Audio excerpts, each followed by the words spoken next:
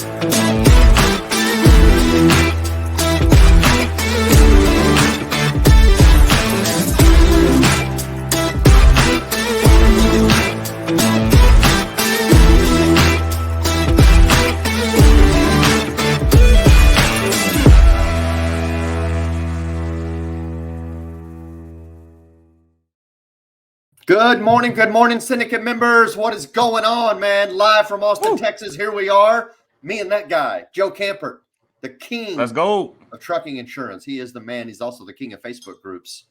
What is happening? We got a jamming show today. I'm pumped. We do. I'm excited, man. The energy is like boom. I love that intro, man. It always gets me. And I am excited. Shout out to Arturo too. We'll bring him on here in a sec, guys. But he had a quick assist and hopped in short notice, and we're super excited to have him and just everything he's going to share with you guys.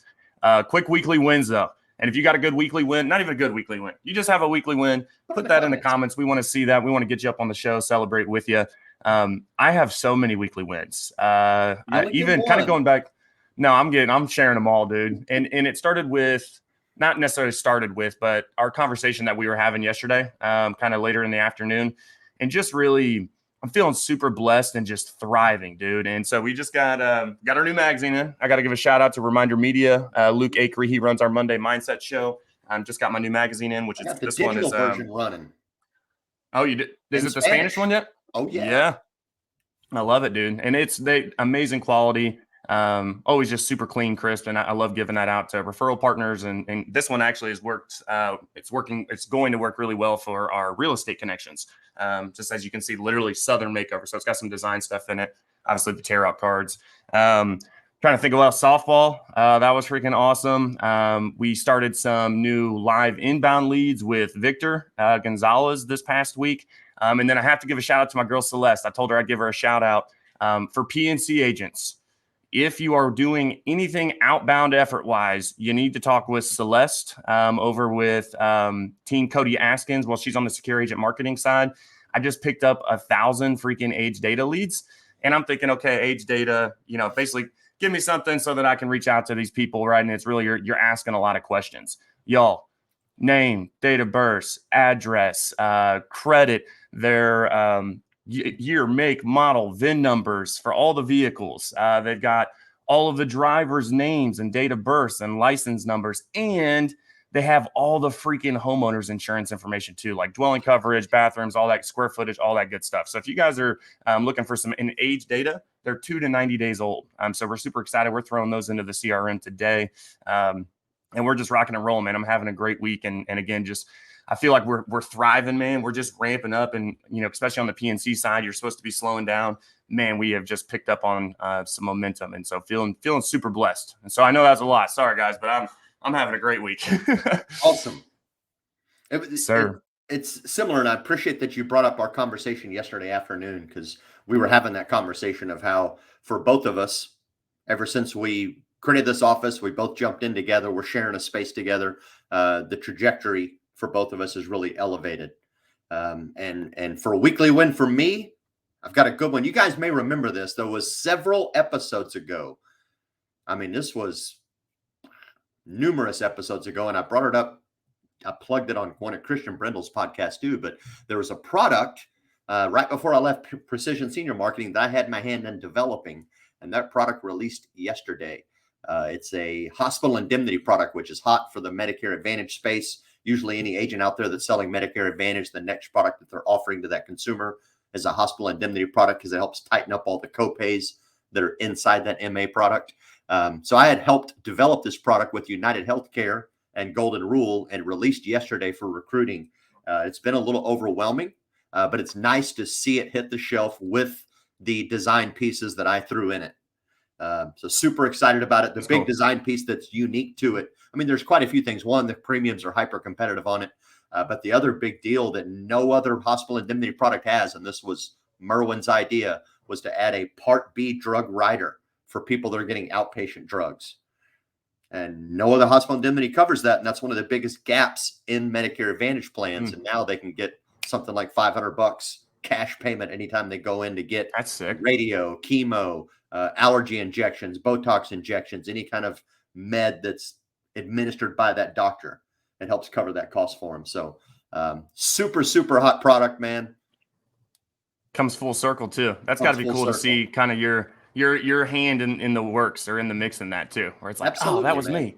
Absolutely. That's cool. So especially at a product level. It was funny because it took a while. Like I remember after we kind of put the design in play, and then I left PSM, and I was wondering, man, are they ever going to actually release that, or did that thing die? And then I got a call yesterday. I was like, hey, it's rolling out today. So get excited. I love that. I love that. And guys, we're getting ready to, speaking of excited, we're getting ready to bring Arturo on here. As we're getting ready to bring him on, please make sure and let StreamYard view your comments. And those, even if you did it one time, sometimes it does expire. So go ahead and get that done for us, just so that we can get you up on the show instead of being an anonymous Facebook user. But we were talking earlier about, well, really, we were talking about conversation. We're talking about relationship and really and thriving. And we're also, I was talking about leads. Well, between those three things, I think we have the Rainmaker himself. We have, let's go, baby. All about that. So what's going on, my man? What's going on, man? Definitely happy to be here. And I'm glad that you guys were able to share your wins, because it just got me fired up. And so I guess I'll just jump right into. So a couple wins for me. Personal win, got the kids back to school. So I have 17-year-old in her senior year. So obviously you can see my hair's falling out. So, but I still have some. So that's definitely a win. And going into a senior year and prom, I'm just thinking about the money I'm gonna have to spend. So I'm gonna be working really hard. So I may be texting you guys asking to borrow a couple dollars toward the end of the year for all the stuff I'm gonna have to pay for. And then I have a 2-year-old son. He's going to private school, so that's always a blessing. Starting his first full kind of week of that. And then on the business side, one of my clients, shout out to Joshua Bostic. He was at SWAT when I first met you. And he said he was kind of the black sheep of his agency when we were talking. And I was like, well, what do you think is kind of missing? He was like, man, I just haven't found somebody that could really help me with what I need and, help them with some mindset stuff. He bought some leads from me, and that was okay. But it gave him some faith and trust, like, okay, some ability to believe in himself. And then from there, he joined one of our coaching programs. And in the first 30 days, he wrote like 36,000. Wow. Like something insane. And you don't expect something like that to happen. So it was like, when he said it, I was like, whoa, we can't gloss over it. I was like, what's the most you've ever written? He's like, oh, I probably think I had like a $10,000, something like that. I'm like, dude, what's that like? He's like, it's still kind of surreal. I still don't believe it. People are like messaging me, hitting me up, and I'm still kind of like in shock. So that was one win. And then the biggest win is Edward Pritchett just joined our agency accelerator program, which is dope because he's someone that I looked up to that got me into, wanting to speak on stage at 8%. And I saw him speak at the SWAT event, and he and I got to meet, connect, and I met his dad and everything. So having Edward to come through was pretty awesome, a huge win for us for partnerships, brand, and just being around some good, smart people. You know what I mean? Homie's a big baller. Like, for sure. So that was pretty dope. Yeah, Pritchett's probably the most impressive person I've ever met in this industry. Yeah, I mean, Yale graduate, right? Chemical engineer turns insurance agent because of a situation with his mom that paid out a life insurance claim and helped out his family. And that was when he woke up. He's like, well, that's what I want to do. I want to help families like that. Yeah, and mentor, now speaker, coach. I mean, just the little bit of coaching that he gave me when I was speaking on stage at 8%. It allowed me to change the way I was kind of approaching my process. It made it so easy. And I don't know how you guys thought I did, but it really was something super smooth for me. And so from that, I just had some momentum doing some podcasts. So I'm just excited to ride that wave as we go into the end of the year. Absolutely, I thought man. you Well, did go great ahead and this year. I thought you were and extremely you well did kill it. received. Yeah. I Well, thought you were extremely well received. A lot of people really enjoyed your talk. It was great. And we certainly appreciated your presence hanging out with us in the suite and at the private party and everything. So, yeah, that's one of my favorites. So I remember meeting Joe, and we just hit it off like that, right? It was just like I met him at SWAT, and we just got to talking. We were talking about Kobe and some jerseys and stuff like that, and we hit it off, and then connected again at the suite, which was pretty awesome. You guys, man. You guys know how to do it, man. Hamadi, who's one of our clients, and a lot of his downlines are in my program, and he comes and speaks at my mastermind. He texts me and say, Arturo, you need to come over here. And so, of course, I'm like, yeah, I want to meet the people. And I get over to the house, and I'm like, what is going on, right? And just the energy in there and the conversations, and I shared a video on my story, which was pretty freaking dope. But man, getting to spend some like real time is not like just on social media, like spending hours hanging out, shaking hands, talking about things, business, personal, faith, all of those things. That's where it's at, man, and getting together. And I think since coming out of the C19 era, getting back to that, there's nothing that beats that relationship when you actually like, yeah, I actually met that person, shook his hand, that person's the real deal. So it was definitely good to meet you guys. And man, the whoever it was that was, and I don't remember his name, whoever cooked the barbecue or whatever that was. Davin, right? Isn't his name Davin? Shout out to Davin. That's my buddy. Holy smokes. I've known that dude since I was probably 8 or 9 years old. Like, we go way back in our history. We went to church together, and he's become a master chef or executive chef is his level. He used to be a corporate guy. Like, he ran the entire campus for Exxon Mobil in Houston. Like, I don't know, 1,200 employees. He's running the entire kitchen, the entire operation. He got tired of corporate and said, you know what, I'm just going to go start creating my own craft barbecue and sell it out of my food truck or my tents or whatever. And so I said, hey, if you're not busy on Friday, how'd you like to come get overpaid and cook for a bunch of insurance agents? And he's like, sounds great. Decision. Great call.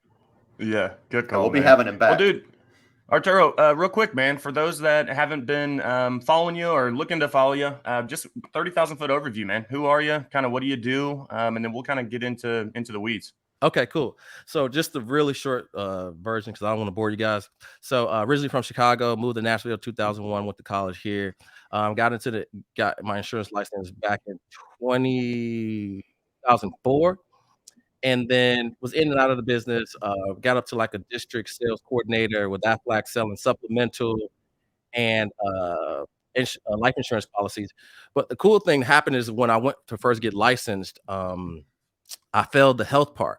So initially, the only thing I could sell was life insurance. And back then, well, in Tennessee, if you fail one part of it, you got to wait 30 days and pay and take it again.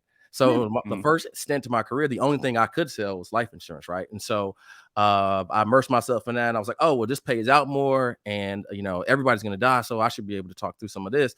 So that's how I kind of cut my teeth. But life insurance has always kind of been around me. So my mother used to always tell this story that every time in Chicago, they would go to the drive-in. And for some of you that don't know what that is, it's a theater that's outside where you pull up your car and you put this speaker in your window, and you can stay in your car and watch the movie, and you can bring your own snacks and blankets and stuff and kind of have a picnic. Watch the movie?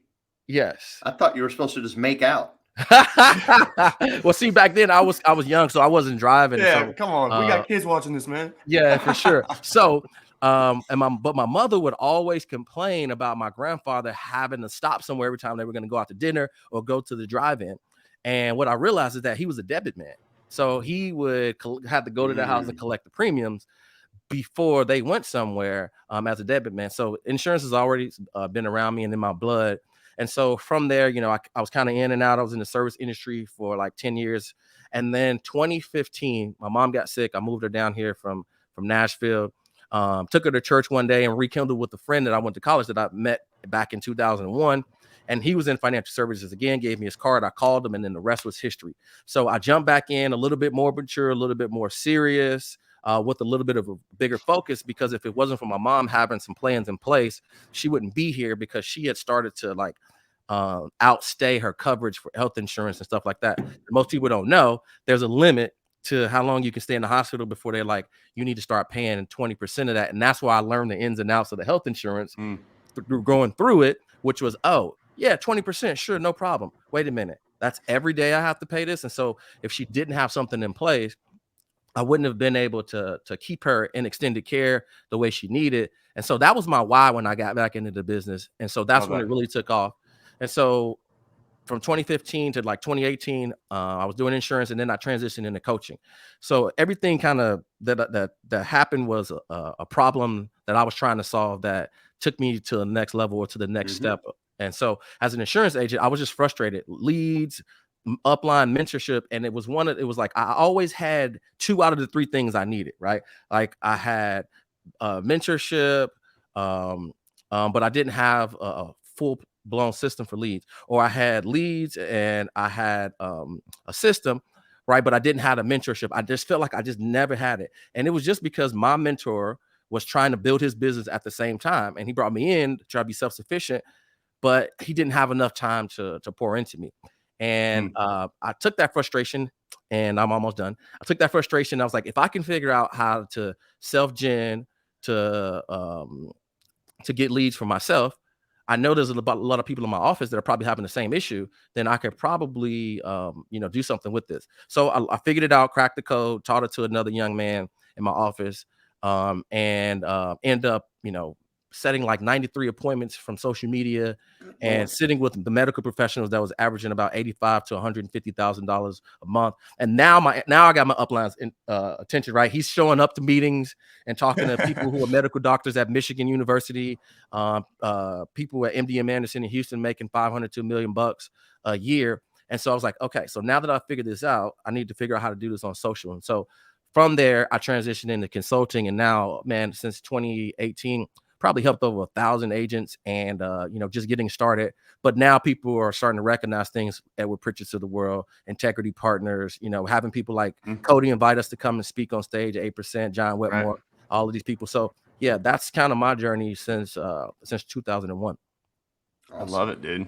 What a quick total just squirrel question here. Where'd Rainmaker come from? How did you come up with the name Rainmaker? I'm just curious. So that's a great question, man. So Rainmaker is like, when I embody or see somebody as a rainmaker, that's somebody that comes in and changes the atmosphere. They walk into a room, right, and they're the change. When you know that they're electric, right, and it's the personal, the spiritual, and their business, right, and so making it rain, right? It's something as strong as a force that can make it rain, right? When you come into the office, right? When you connect with somebody, you make it rain. And that's what we're looking for, is to have other people to make it rain every single day.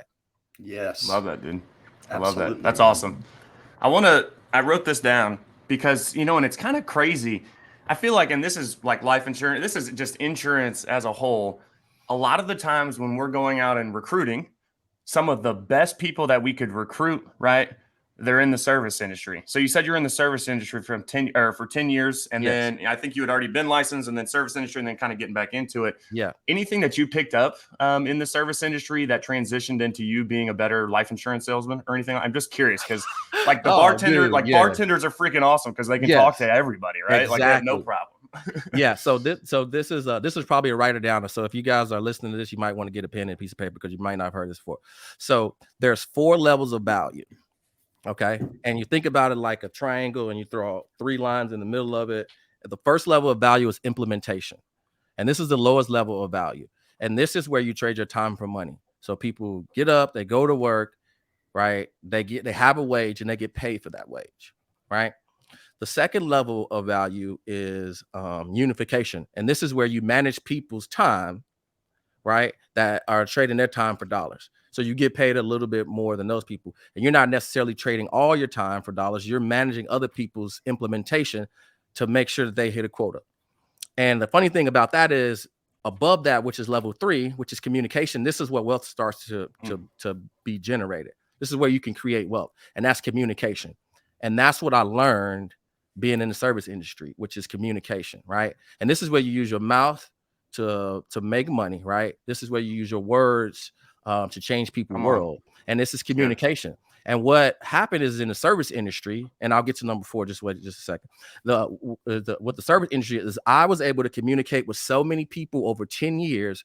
I can't even tell you how many people I talked with, built a quick relationship, was able to understand different types of personalities to be able to see them. And if you've never done it before, 16 personalities, you can start to understand that there's a certain level of behavior for these different buckets of personalities. And so in my brain, this is how I was able to drop buckets and be able to connect with people really quickly. And I think Andy Elliott talks about this a lot, is mastering the stranger, right? And mastering means being comfortable just communicating with people you don't know, and you're able to be interested in them and get them to like you. So communication, right? And that's what sales professionals are. That's why that industry is that. Life insurance makes the most millionaires of any industry.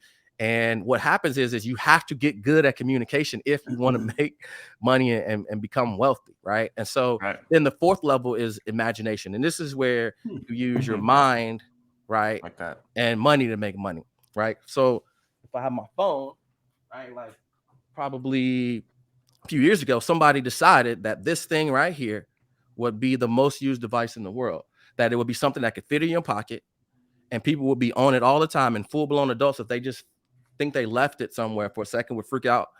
And it would have your banking, GPS, your calendar. You would run your business from it. You would use it to type more than you would talk. And if people called you, you wouldn't be able to get a hold of them, but you respond faster through written words, which takes a little bit more effort. And this would be the way that we would connect the whole world. And so somebody had an imagination that this would be something that would happen. And so that's the highest level of value. So the 4 levels of value is implementation, unification, communication, and imagination. It's good, man. Love it. Have you, just out of curiosity, because you brought up a great point with the whole phone thing there, have you seen the new BlackBerry movie? I have not. Dude, it's out. It's really good, number 1. But those were the original guys that had the vision, right? And they started to create that BlackBerry, which became the Crackberry that everybody wanted. Yeah, the whole story is phenomenal to hear, to follow it. And that's awesome. I think it's on Amazon if I remember right, but I might be off. Maybe it's on Netflix.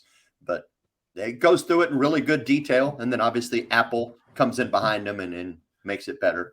But same thing, like Steve Jobs had a vision. And one of the things that, just to kind of carry on this a little more, one of the things I loved about Steve Jobs' imagination is that when he looked at building a product or creating a solution, he reverse engineered it from what does the end user need, and then let me build a product that meets those needs, versus the other solution, which is let me build a product and force people to use it. Like you need this. Like these are the, so it's a lot of times we have to think about the end user when we're creating, even as an insurance agent, right? You discover their risk, you find out what their needs are, and then you create a package that's going to meet those needs. You're creating that solution for it. And you can certainly take that kind of mentality and that thought process to it. Yeah, 100%. Yeah, and I think I want to stick on the imagination piece. Kind of incorporates to some of the stuff that we talk about with House of Dreams, which is just kind of our framework for success here at Redwood. Arturo, I'll have to go through that with you at some point, man. I think you'd really like it. But imagination, I break it down to an idea, right? And I think I want to take this moment to encourage agents that I think a lot of the times we have a really good idea, and then it doesn't pan out, right? So then we just don't use our imagination anymore, right? Because, my ideas are shit, right? They just don't ever work out. And I think, for me, it's not that the idea is bad. We hark on this a lot. It's not that it was a bad idea. It was just the wrong time, right? And so just really, I want to take this moment to encourage people that, hey, it could have been a really good idea, right? And you might have just been trying to execute it at the wrong time, right? And in insurance, it's never a matter of if, right, guys? You all know it. I say it all the time. It ain't a matter of if. It's a matter of when, right? It's and that's, I really, I think a lot of agents give up on their ideas, or they just think they're shit, whatever, because they've had a couple downfalls, whatever. But I think it's so important to really, I love that you said that, because that imagination piece, man, you start getting imaginative, like you can start making money in all kinds of different ways, man. And you can do it all within insurance, right? I wanted to add real quick. I haven't heard this. The 16 personalities. What's that? Yeah. Can you break some of that down? Myers-Briggs thing, yes, it's a Myers-Briggs Okay. test. Okay. And what this does is like psychographics, right? And so this all comes into the communication thing and understanding and persuasion, because I feel like a lot of times to be successful is kind of a simple formula for sales, business, and life in general, right? You need the right mindset, you need the right skill set, and you need the right tool set. And so the first piece is you need to understand yourself before you can influence anybody.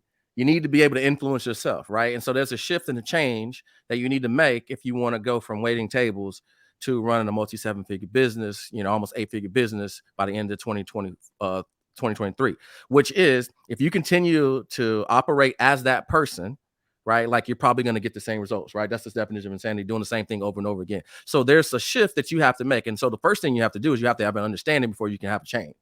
So 16 personality gives you a baseline of an understanding of who you are as a person, what you think, and the things that kind of trigger and operate. And it gives you your strengths and weaknesses based off of a huge data point of studies.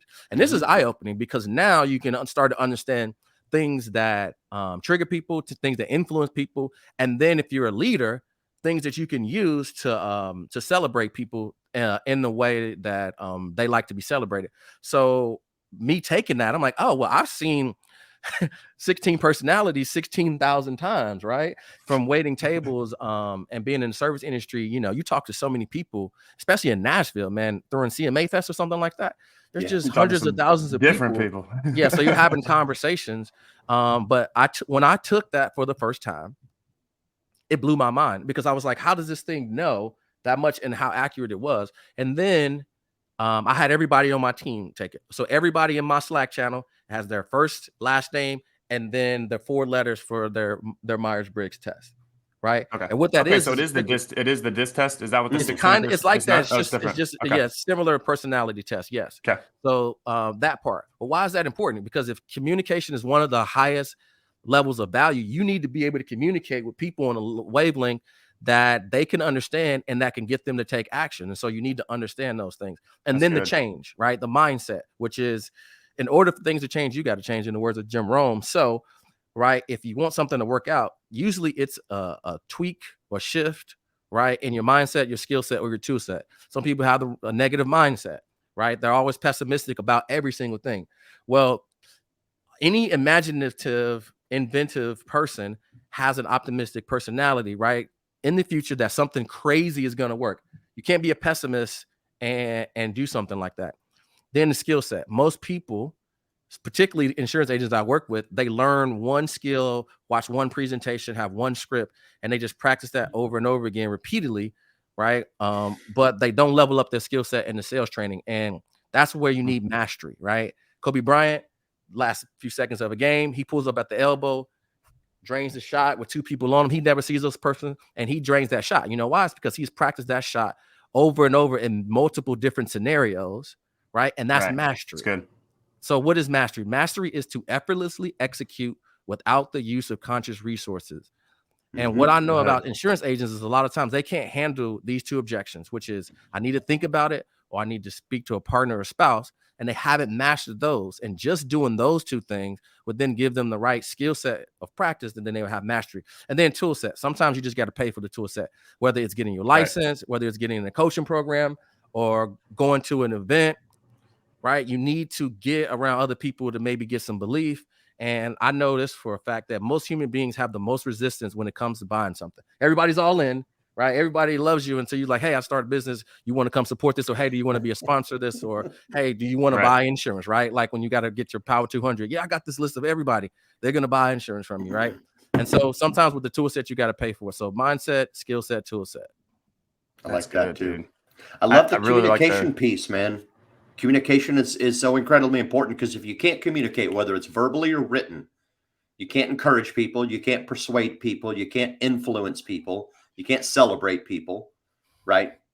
And that's the whole, like when I was teaching public speaking classes, one of the biggest things that I've learned, or that I've taught and kind of learned as well through it, is that public speaking gives you the ability to motivate people to make change.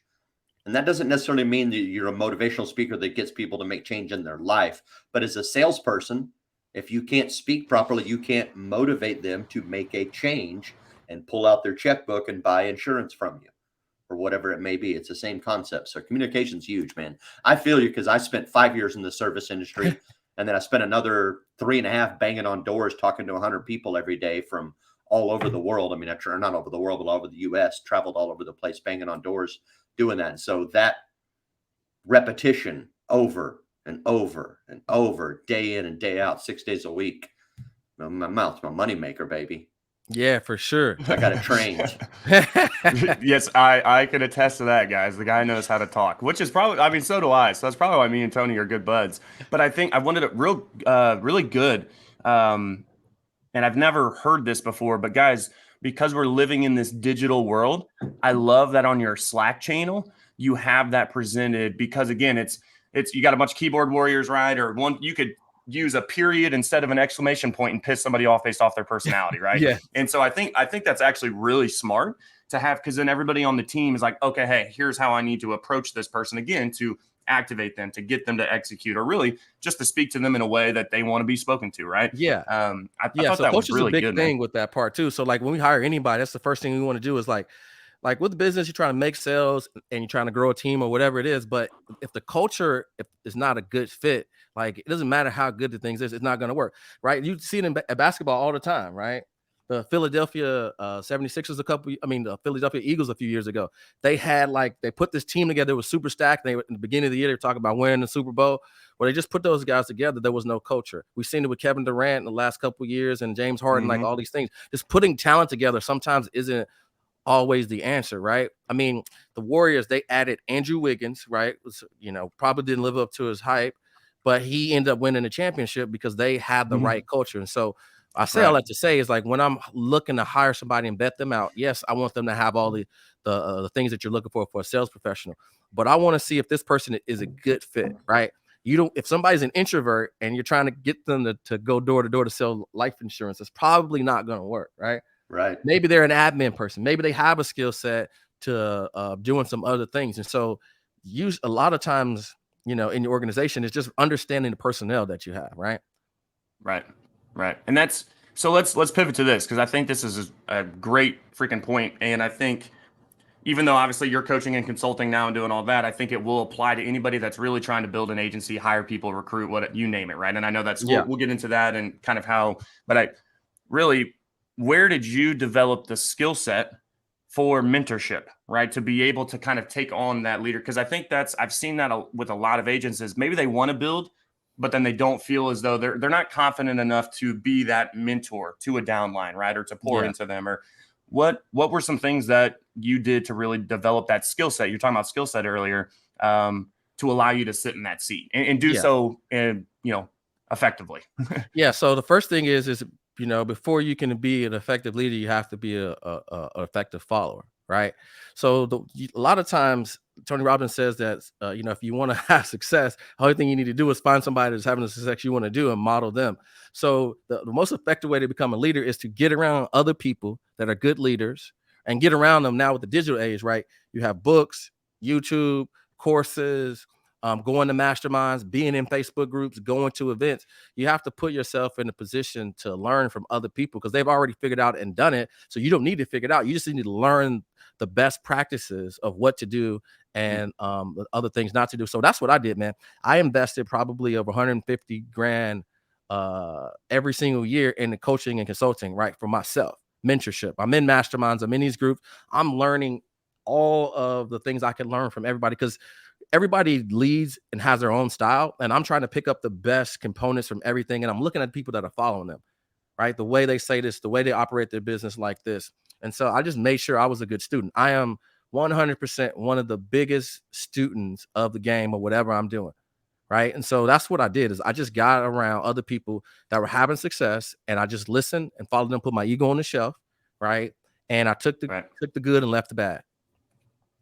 That's good. That's good, man.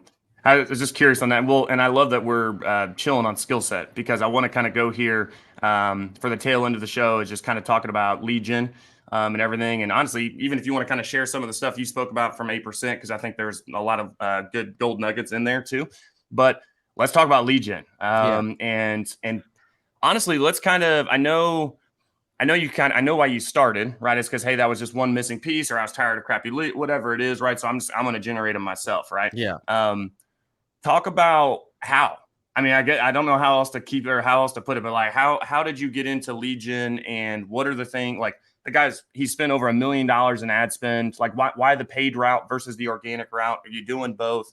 Just talk about, I mean, it's kind of broad, but just talk about just lead gen and everything you got going on that side. Yeah. Okay. I'll just start with kind of the philosophy on it. So, there's multiple ways to grow a business, right? And some people have network and a personal brand or things of that nature, but I didn't have that.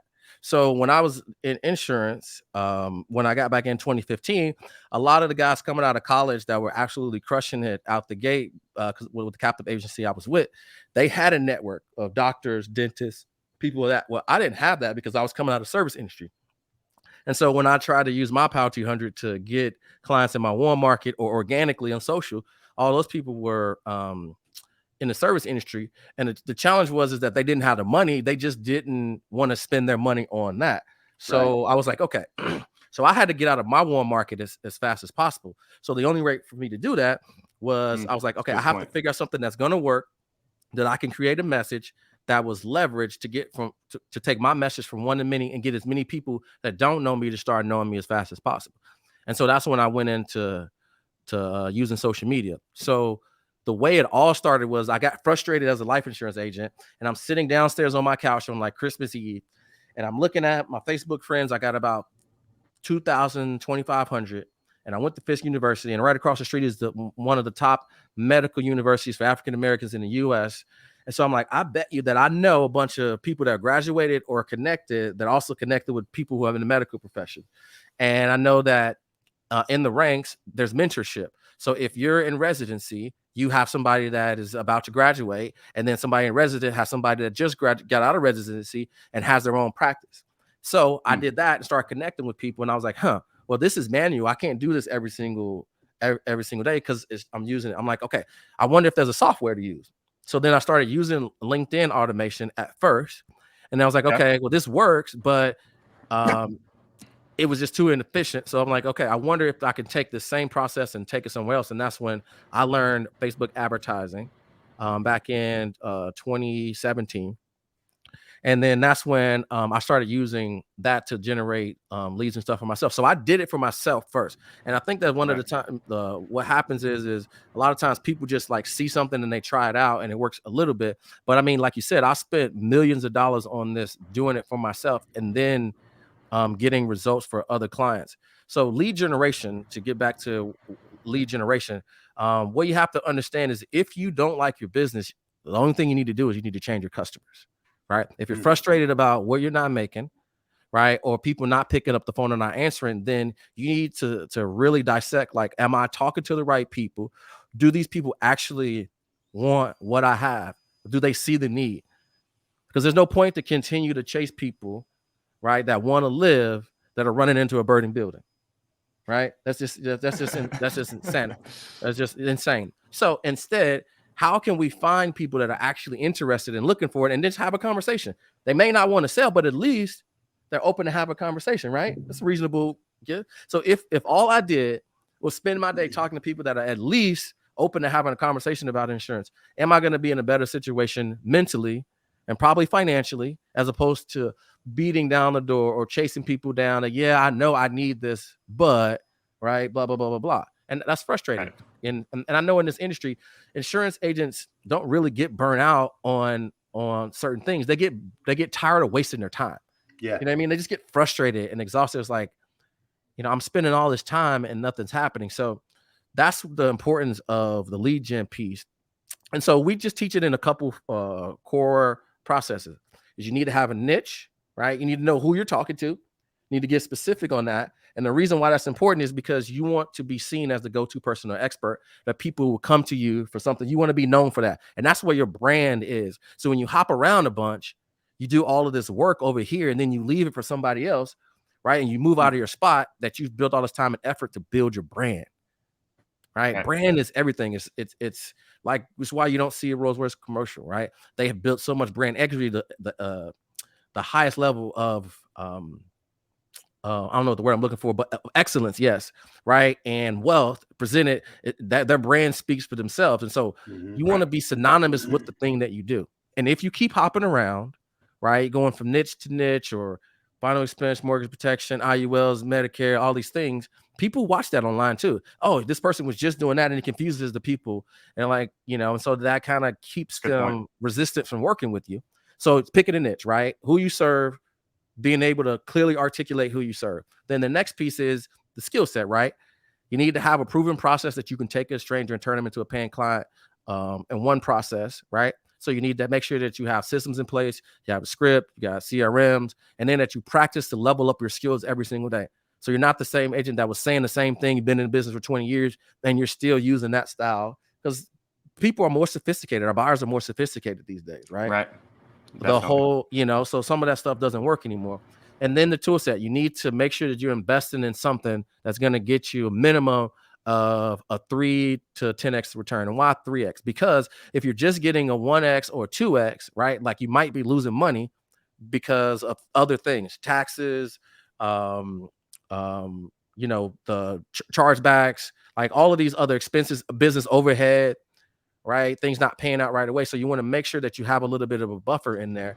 And that's just the 3 kind of pillars that we go through is your niche, having a proven process, and then having a predictable system. Absolutely. When it comes to the niche, like you brought up a great point, like know who your customer is, know who you're talking to. What are some of the factors, or maybe what's the thought process that you go through when you're identifying your perfect avatar? Yes, I love this, man. So a couple of things is, so Occam's razor says that like usually the easiest, the best answer is usually the simplest one, which means that things that come easy to us, we take it for granted and think that everybody else has that same thing. So what I mean by that is a lot of times the niche that, or the group of people that you can go are probably people that if you had a previous career in something, those chances are those people will see you as them, right? So skills that you have would be markets that you've already worked in before, right? Or things that you're already knowledgeable about that you can do inventory on, right? And then the skill sets that you generally have. So I was in the service industry before, and then I got into insurance. But now that I'm in coaching, there's a reason why I work with insurance agents, right? Because they see me as one of the guys. I know the lingo, I've done it.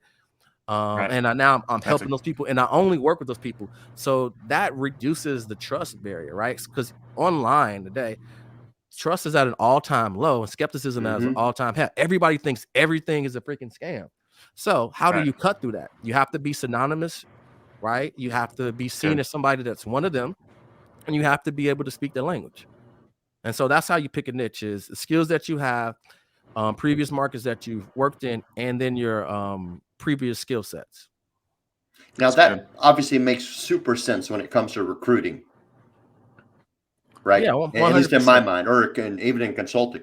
It works. That's a principle. So that's a principle for everything. And that's one of the things that, like, a lot of times you talked about the BlackBerry thing, and then you talked about Steve Jobs. So that's a principle. He uses first principles theory, right? Where he breaks it down to the simplest form and keeps the things that you actually need and gets rid of everything else, right? And so with the whole niche thing, the skill set, the previous industry, and then and then things that you're interested in, you can use that in recruiting also. Because the thing about principles in physics is if every principle is a microcosm of itself. So if it works, the same principles that work in making a plane fly also work in making your business successful, right? So I like that. Yeah, so if you focus on the principles, right, you can never go wrong, because principles work whether you like them or not. They work whether you believe they do or not, right? They're either working for you or against you, but they're working, and people don't realize it. So that's the thing that that's why we use the whole niche selection thing, is because that principle is always going to work.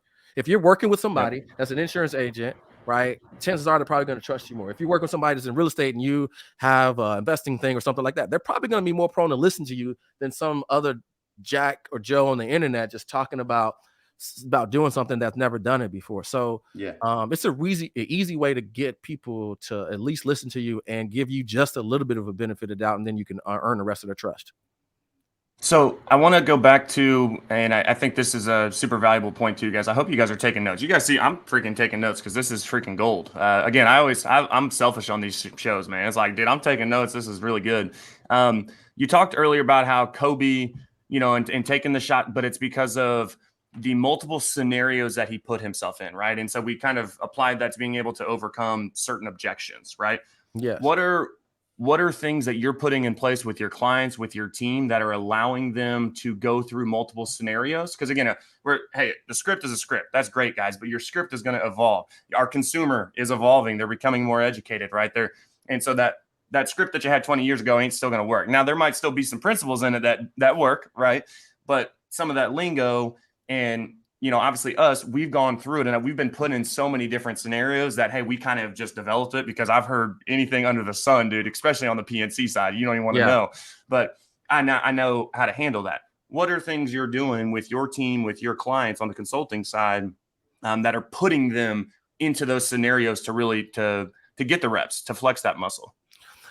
Yeah, that's a great question. So the number one thing is information. You want to make sure that you're always consuming information. And more importantly, you want to make sure you're consuming the right information. Is this still relevant? Because nowadays, something that was relevant even a year ago, right, isn't still the most up-to-date things because things change. And so what we try to do is we use a community collaborative type of style for having success with my program.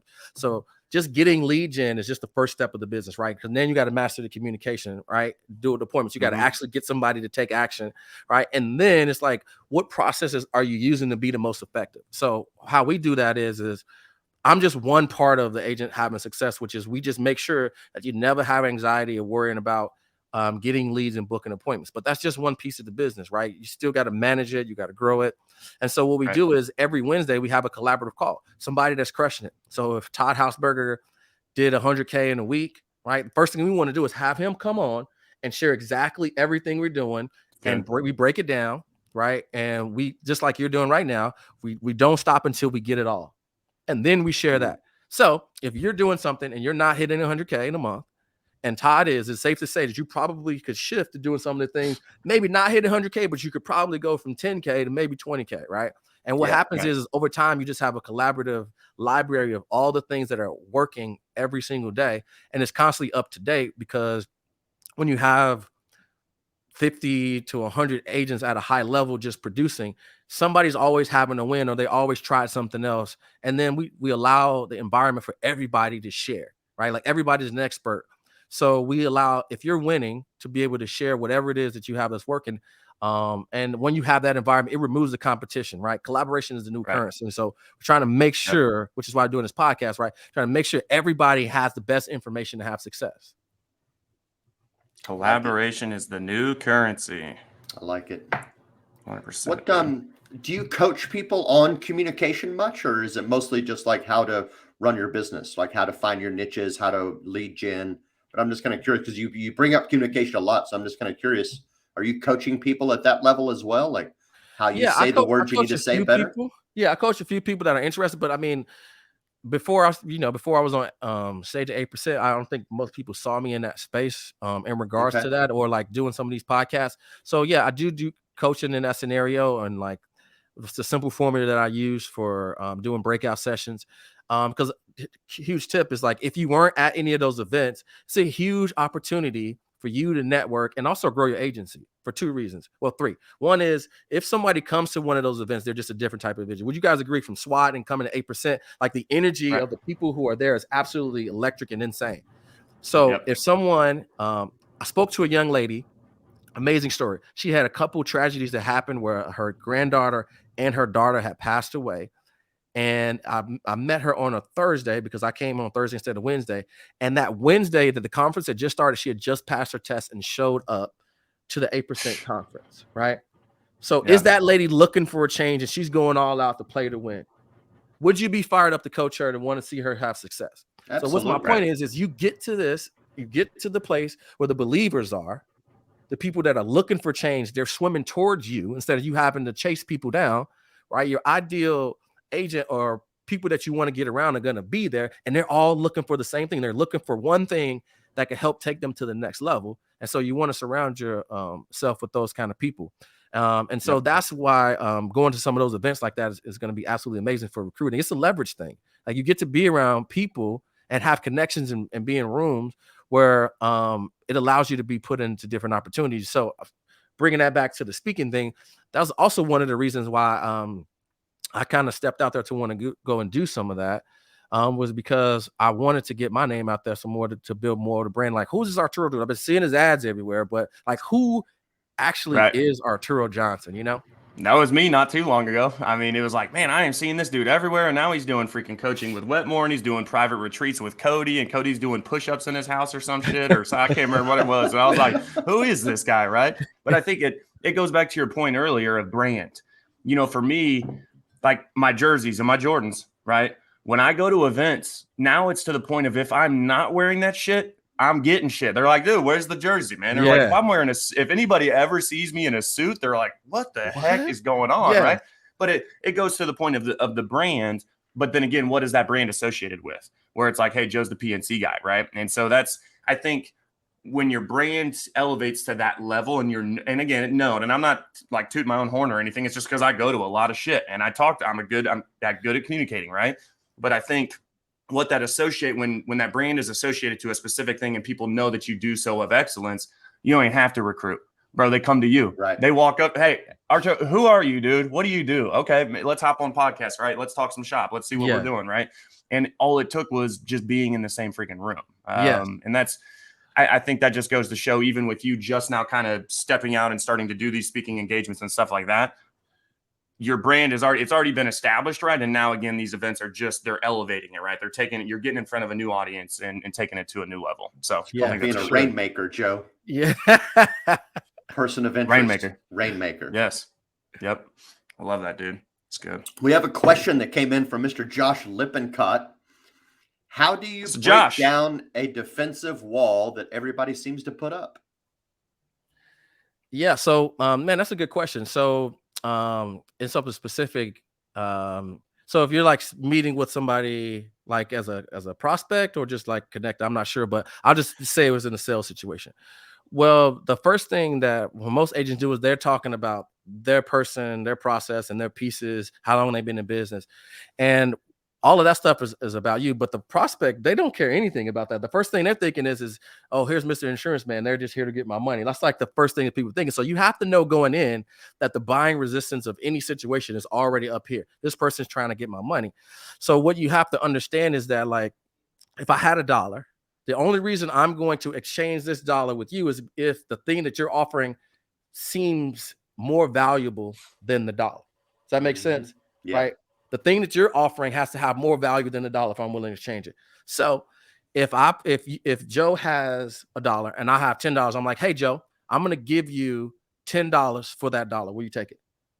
Yeah. Okay. If you had $10 and I had a $100 bill, would you take that deal? Yes. And if it was 10,000, you had $10,000 and I had $1 million, I was going to say, hey, I'm going to give you $1 million. If you give me 10,000, would you take that deal? Sign me up, baby. Okay, cool. So the premise is you have to show people the value in the thing that's more intrinsically valuable than the thing you're trying to get from them. And the way that you do that is by asking good questions, understanding what's important to people, why it's important. Yep. Right. If they didn't, and what's the gap, right? Like, how long have they been trying to solve this? And what happens if this doesn't happen and everything stays the same? What type of position would they be in? Yeah. Right. So a lot of times sales professionals, they, and especially people I meet with, sometimes they just talk about the return, like what they're going to get. And so there's two premises to this, which is the return on investment. But there's one thing that other agents don't talk about, which is the cost of inaction, which is the COI. Right? What is it going to cost you if you don't take action on this? How much is it costing you not to have the information? Right? If you want to make $50,000 a month as an agent and you're only making 10 and you keep trying the same thing over and over again, it's probably costing you 40 grand to not have the right information or the right system. Right? Mm-hmm. So how long are you going to continue to pay down this ignorant tax of $40,000 before you actually step up and figure out the right way to invest? So it really just comes back down to you focusing on the prospect. And then probably the biggest thing, which is the most difficult, is you have to remove all attachment to the sale and the outcome. Yeah. Whether they buy from you or not, right? You need to remove that out of the way. And I say it all the time, it's not going to really change my life, but if I can help you do this, right? This is going to mean everything for you. And when you have the power to insinuate or to say that, right, it removes this resistance of this person needs me in order to make a sale in order to fund their life. And removing all expectations of making a sale allows you to be present with the person, ask the questions, and really dive deep.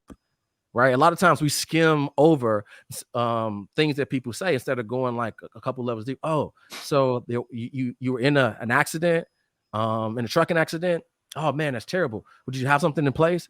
Man, well, what would happen if you would have been out of work for 6 months as opposed to just 6 weeks? What would you guys have been able to do? So it's safe to say that, man, is there a chance that could happen again? I mean, what would your family do if that were like, you got to go deeper in that situation. How does that make you feel? Yes. How does that make you feel? What type of position? Because we need to walk. So here's a cool thing. In the mind can't tell whether it actually is happening right now or if it's something that you're imagining, which is why trauma is so prevalent where, if people have fears of something, they could be on land. If they're afraid of water, they could feel like they're having anxiety from drowning. So when you have a conversation with somebody and you have them walk through what it would be like if the scenario didn't go the way that they had planned, in their mind, they're playing out that scenario.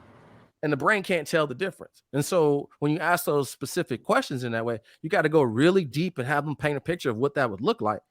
And now, the only thing you got to do is not talk too much, explain away their concerns, and then show them the best option that makes sense for them logistically, right? Logically, and then ask them to take action. And then that's another thing is most agents don't ask for the sale. They don't ask. You got to ask, right? Yes. Even if they're like, I need to think about, I understand that. But, what if we just got started today? Like sometimes people just don't even ask. And you would be surprised that sometimes a smoke screen and like, yeah, right. You're right. I've been putting this off. Let's go ahead and get this done. Right. We literally just had that, and I think it really does. I loved your point where agents are skimming over stuff. Ali Saleh was just on the call yesterday for Tuesday training with Tony and was talking about something very similar to this, right? Where, his wife's talking to this lady about going shopping and nobody likes to take her shopping because she's so slow. And she's like, I'll take you shopping, like, because I love to shop, right? And just asking the good questions, right? And I think that so many agents, because of you're right, because I think so many people have that attachment to the sale, to that revenue, right? To that dollar sign at the end of it, that they cruise so fast through it, trying to get to that, right? To that point B where it's like, okay, my money, that they're actually losing more sales because of how fast they're trying to get to the dollar, right? They're thinking, well, I'll just cruise through it and I'll be able to see more people and make more money. And this is like, it's kind of like your cost of inaction, right? Where it's like, well, but if you're not taking action within each of these households and asking the right questions, how much is it actually costing you? You may have 1,000 more appointments than somebody, but then your sales could be shit because you're just like, let me hit, or it's all automation and chat GPT, right? And it's like, I got all these appointments, and it's like, no, you don't. Yeah, I love that for sure. So and one more point on that is and that's why like one of my first big events, because I do a mastermind with like high level, but a big one for like beginner agents, we're going to be doing a 7-figure sales summit, and it's going to have some of the best agents in the business, and we're just going to be going over this mastery piece, right? Practicing different scenarios and really immersing those agents that are looking to get better. Because the truth is your biggest expense in your business isn't leads, it isn't business overhead, it's lost sales. How many sales are just walking out of the door because when the ball's passed to you in the last 3 seconds of the game, right? You might not even take the shot, or two, you take the shot and it airballs or you miss. Right. So that's what we're going to be focusing on going into the end of 2023 and 2024. Take some time, man. Share that. Do you have like dates and stuff like that? Feel free to share that. Yeah. So I'm still trying to solidify a couple of spaces. I'll share some stuff with you offline. But that just made me think about the 7-figure sales summit because a lot of times people don't really realize that. And it's because they're still trying to figure out the whole lead game, right? They're jumping from lead vendor to lead vendor. And that's the game that the beginner agents, 92% that fail, is they never master that part, which is you don't have a lead problem, because once you start getting leads, I've seen it. People who've done 30, 40,000 that go to 100K. And it's because, right, they haven't mastered that next art of communication, right? They've just been doing it with brute force. So we're like, oh, we need to show people a different way to get the same result more efficiently. Because when you do it the question-based framework that I just mentioned, you're talking 20% of the time and the prospect's talking 80% of the time. That's the other way around. The agent's doing all the talking and like all of this, and the person is not even really paying attention. They're just trying not to be rude to cut you off. And they're thinking in their head, I'm never going to buy from this person because all he's doing is talking about him, right? And so we're going to be doing the 7-Figure Sales Summit probably in November. And here in Nashville, it's going to be absolutely amazing. Some previous guests that we've had come to our mastermind. Nate Offord is going to be at this one coming up soon. Brian Mendenhall, Cody Askins, John Wetmore was at the last mastermind. Alex Brandon came and talked about how to make more sales with automation. So this 7-Figure Sales Summit is going to be freaking awesome, man. When is that again? I'm still solidifying the day, but I think it's going to be the first weekend in November. But you guys will be the first to know. Yeah, definitely let us know. And I love what you said, or you've said it several times. And you actually opened early with this, right? To be interested in your prospect, to be interested in your customer. And I've heard it said in a very simple way, because agents get caught up with this all the time, and it's a matter of ego problems. But the best way I've ever heard it put is to be interested, not interesting. Right? We spend a lot of time trying to press people and make ourselves look interesting instead of just be interested in them. Find out what they like to do. Find out what their needs are, their likes, their wants. The truth is, people love to talk about themselves. Yes. You just have to get it started by feeding them a few little lines and start letting the line stranger. Yeah, that's why you're mastering a stranger. You get people talking. There's two schools. So you ever been to a networking event where it's like the person come up to you and they're just talking about what they do, and you just like spend the rest of the time with your cocktail just avoiding them around the room, or the people that you end up having a good conversation with you and you think it's a good conversation, but it's because you talked about yourself the entire time and you actually get back to that person. It's the same thing. If you can get somebody, if you master a stranger to get them to start sharing a little bit about themselves, that's what they warm up to you and they start to trust you, right? Because it's about them as opposed to you. So now they realize that the situation that they're in is about them. Their best interest is there because just all you're doing is you're talking about them. So that's a huge point. And then the being interested. I learned this from my kids, man. My son is 2 years old and he's about to be 3. And man, he is the most fearless, but more important than that, I noticed he's just so curious. Just a childlike curiosity. He's just going to get into everything. And I think that as we get as adults, like we stop getting curious about other people and we just start focusing on ourselves. But the truth is like, if you want like to have success in business, like all the money that you're looking to get is in other people's pockets. So if you keep focusing on yourself, like you're going to be stuck in your situation. You have to be interested in other people to see if you can solve their problem. And if you solve other people's problem and it's more valuable than the money that they have, they'll happily exchange it for you. Absolutely. It's good, man. Dude, it's so funny. You said the people that at the networking event, I'm like, oh shit, dude. I instantly had like 5 names popping in my head. And I'm like, I know exactly who you're talking about. Like, no comment. Speaking of networking events, we actually have a baller agent hangout going down August 25th this month. Where kind of you're talking about networking, where we break down all the agendas. It's literally come hang out, right? And just breaking kind of going back to Josh's question, like really breaking down those defensive walls. Like, guys, we're literally hanging out, eating, having some drinks, some education, whatever. Just hanging out, right? And getting around like-minded people. And so I guess with that, man, just take the last couple of minutes here. Just what all are your services? I know we've been doing a lot of shop talk, which this has been amazing. What are your services? How can people reach out? How can you help them? And just feel free to close it out with that. Okay. So really easy to connect with me, man. I don't really have anything to sell. So I'll just kind of leave the breadcrumbs out there because I just wanted to come and add some value. But I appreciate you giving me the opportunity. So you can connect with me on Instagram at Arturo Johnson Consulting. And then on YouTube at Arturo Johnson, throwing up brand new trainings and cutting edge things in the industry. I just did a video A to Z of how to get leads to call you. And then Johnny Nittifin and myself did an amazing sales training. Definitely want to get that one. It is a writer down there. He was just absolutely on fire. And so you guys can connect with me that way. I do leads, IULs. But more importantly, I'm just looking for that agent that's hungry and serious. They're looking to take their business to the next level. A lot of people have trainings inside their organization, but a lot of the innovation, and if you want to like break through the package, you're going to have to get outside and get some external information and then bring that back and innovate into your business. So if anybody's looking for any of that stuff, you can check out my Instagram or my YouTube. Joe, again, you and Tony, man, you guys are doing something absolutely amazing. Anything y'all need from me, I'll be happy to be a part of it and show up. Thank you. This has been great. Well, yeah, we certainly appreciate you joining us, man. I remember when you and I met the first time was actually at a mastermind event, one of Cody's events. I can't remember which city we were in at the time. I don't remember. It was Houston, but maybe I don't remember. But I remember getting to meet you, and I think one of your partners was with you, if I remember right. But I appreciate you coming and hanging out with the syndicate. Certainly appreciate you jumping on the show and drop some value. So always, much obliged, brother. Thank you. Yeah, definitely. Well, man, that is it for our show today. Give this man a call if you need some help, if you need a little coaching, a little consulting, a little figure out your lead game, your strategy, maybe your communication skill set. As always, man, we run this show every Wednesday live right here from Austin.